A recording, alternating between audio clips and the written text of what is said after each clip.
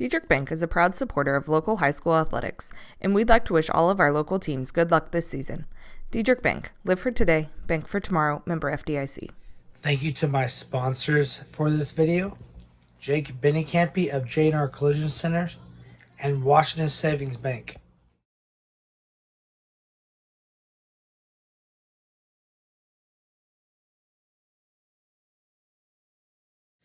Now, here are the highlights from Monday Night Showdown as the Effingham Hearts travel to Charleston to take on the Charleston Trojans for the regional quarterfinals. Here we go. Hope you guys enjoy. This is battle number 5 between the two teams this year as well.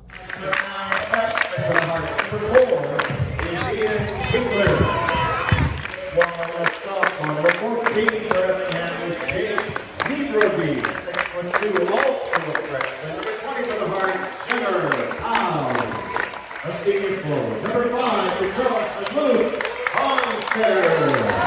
And a junior middle at 6'4". Number 23, the Trojans, Tyler Hope.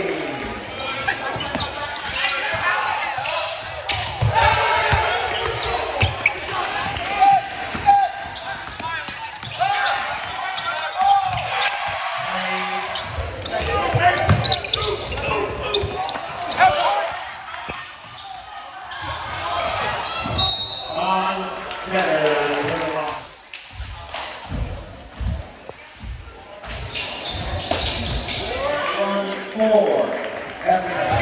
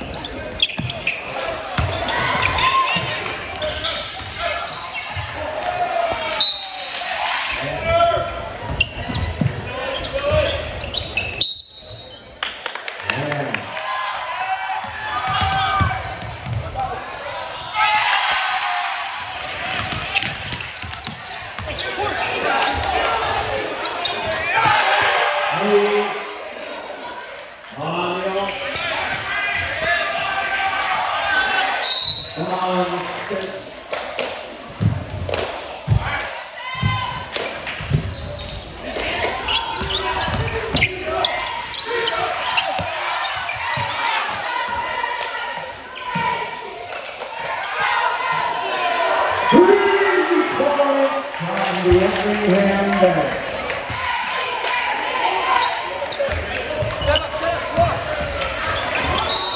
At court, quarter 3 with the score.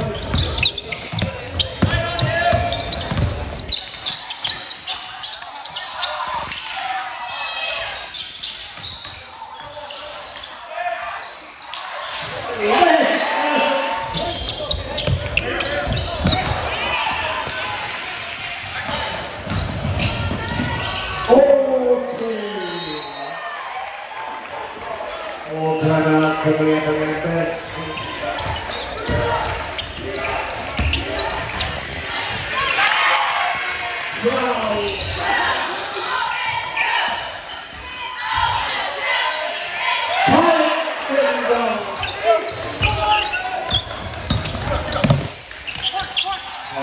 The Charleston bench.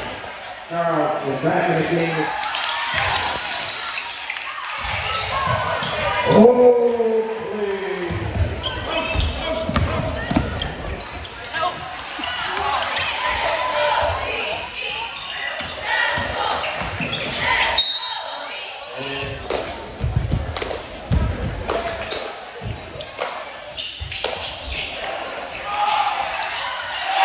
please.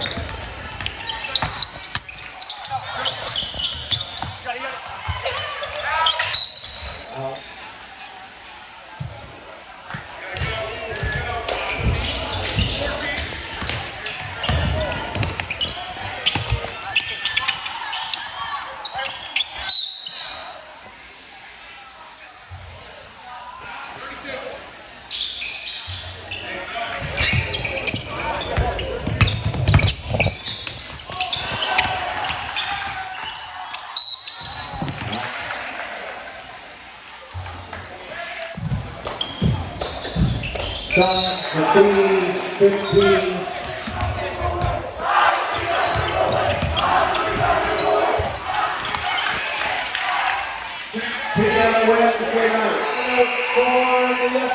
Oh yeah, I thought we had. I mean, I thought defensively, I wasn't upset really defensively with how we played. I mean, we held them, held them in the low 40s, so we had to start fouling there at the end. And anytime you hold a team to the low 40s, you gotta give your. You should have the opportunity to win. And we just struggled putting the ball in the basket. And several of them were bunnies. Shots right around the basket there early in the game where you're just like, we're down 8-7 after one, and you feel like we should be up 17-8, and we just, couldn't put the ball in the basket. We just missed shots. That's what it boiled down to. We had some good looks at things. We had some good looks on the outside. We had some good looks around the basket.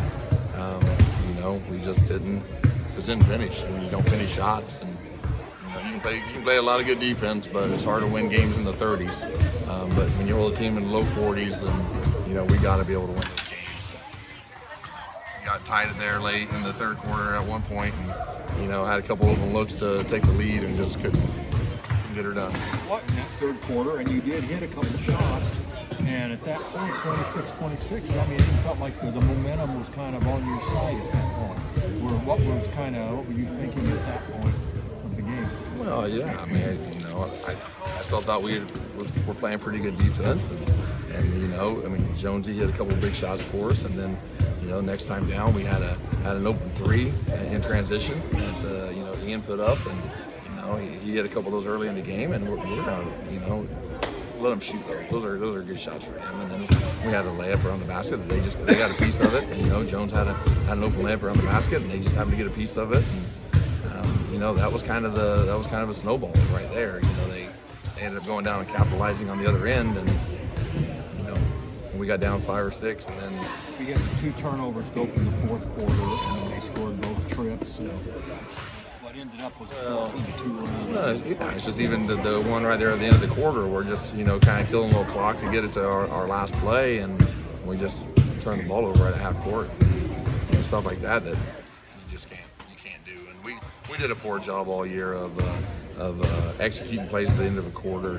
I don't know if it's the youth in us or what, but I really thought after 32 games we'd get a little bit more efficient with that, but we just never could quite get that end of the quarter execution down like I'm used to, and we'll try to do better at that next year.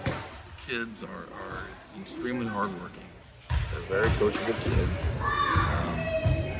What we got to do is we gotta change the mentality a little bit to where we hate losing. We don't. You gotta hate losing more than you enjoy winning. Almost. To play at the 3A level, and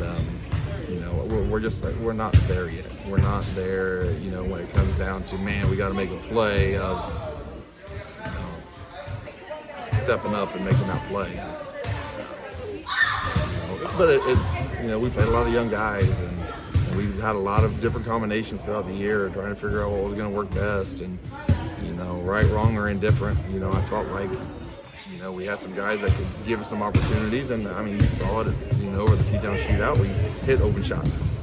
Tonight we didn't hit open shots, and we're one of those, just like anybody. If you hit open shots, you look really good. If you don't. But the kids work hard, and and we have a lot of potential a year from now to do some damage. But like I told them, I said we got to physically get stronger. We got to physically get more athletic. All the years I've been coaching, I'm not sure, it's probably been 12 years since I've had a kid not dunk the basketball in the game. And we just got to get stronger. We got to get more athletic, and the kids put the time in to do it. We just got to provide them that opportunity to do something. What do you have to say about your seniors this year? And that's what always stinks about this time of year is those guys have put 13, 14, 15 years into the game of basketball, and obviously everybody wants to see 32 minutes a game and whatnot, but those guys they came to practice and worked hard. They did what we asked them to do. They never complained. They just know, they're good kids, love them to death, and you know, this is just, like I said, the time of year that as a coach, you hate, just because not only losing the game, but just knowing that it's your last opportunity to be with those guys, you know, in uniform and, you know, in practices, no more practices with them. And, you know, that's never a fun feeling. But, you know, I appreciate not only the two that got to play tonight, but the other three that were injured. You know, Rylan Powell didn't get to play at all season, had a good summer for us, and just couldn't quite get healthy. And then our other couple guys got hurt there late, and, you know, they came to work every day in practice too, the whole group. And, you know, just very appreciative of them giving us the opportunity to spend the last 6 months with them. And we wish them well, and, you know, they're always welcome, you know, in Hearts Nation.